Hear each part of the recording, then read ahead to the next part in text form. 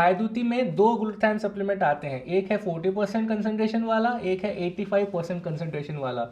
अब लोग कंफ्यूज हो रहे हैं कि इन दोनों में से कौन सा उनके लिए ज़्यादा बेहतर रहेगा।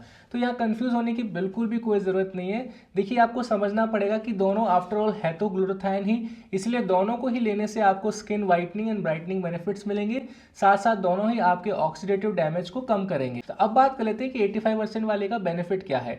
तो देखिए, 85% का मतलब यहाँ पर बायो अवेलेबिलिटी से है, यानी कि ये ज़्यादा अच्छे से एब्जॉर्ब होता है। लेट से आपने 650 mg की ग्लूटाथाइन की एक टैबलेट ली, सारे का सारा तो बॉडी एब्जॉर्ब नहीं करती, बॉडी कुछ परसेंटेज ही एब्जॉर्ब कर पाती है। तो 85% कंसंट्रेशन वाला आप लेते हैं तो 650 mg का 85% बॉडी एब्जॉर्ब करेगी। वहीं पर अगर आप 40% वाला लेते हैं तो 650 mg का सिर्फ बॉडी 40% ही एब्जॉर्ब करेगी। समझ में आ गई आपको बात। तो ये सारा जो खेल है एब्जॉर्प्शन रेट का है। 85% वाले का एब्जॉर्प्शन अच्छा है, इसलिए रिजल्ट्स फास्टर होंगे।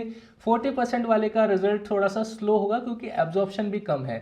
लेकिन ऐसा नहीं है कि 40% वाला बेकार है या 85% वाला ज़्यादा बेहतर है।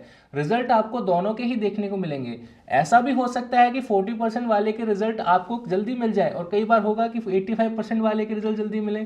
तो ये पर्सन टू पर्सन भी वेरी कर सकता है।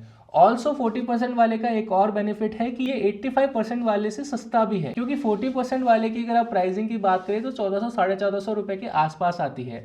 वहीं पर आप 85% कंसंट्रेशन वाले की बात करेंगे तो 85% की प्राइसिंग है 1800 रुपये, यानी कि दोनों के बीच में 350 400 रुपये का फर्क है। तो जिनका बजट कम है 40% वाला लेना चाहिए, जिनका बजट ठीक ठाक है वो 85% वाला भी ले सकते हैं। अगर आप एक ऐसे इंडिविजुअल हैं जिसके स्किन के ऊपर पिगमेंटेशन है, मेलाज्मा है, डार्क स्पॉट्स बहुत ज़्यादा है और आपको जल्दी रिजल्ट चाहिए, जल्दीबाजी में आप, जो कि हर व्यक्ति होता ही है आजकल, तो आपको 85% वाला पहले ले लेना चाहिए, क्योंकि 85% का एब्जॉर्प्शन अच्छा है, इसलिए रिजल्ट्स भी फास्टर होंगे।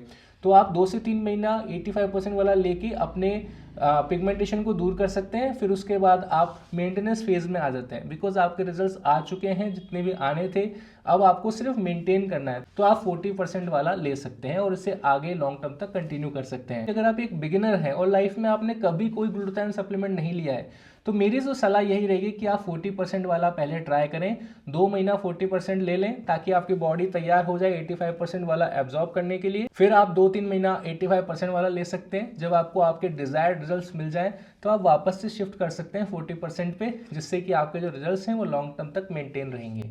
तो जितने भी मेरे भाई हैं जिनको कन्फ्यूजन हो रहा था, आई थिंक उनका कन्फ्यूजन क्लियर हो चुका होगा। ये पर्सन टू पर्सन या सिचुएशन टू सिचुएशन वेरी करेगा कि आपके लिए कौन सा बढ़िया है। अगर तुम इन दोनों ही सप्लीमेंट्स को खरीदना चाहते हो तो यहाँ पर प्रोडक्ट्स का आइकन आ रहा होगा, इसके ऊपर क्लिक करो अभी के अभी और यहाँ से तुम इसे खरीद सकते हो।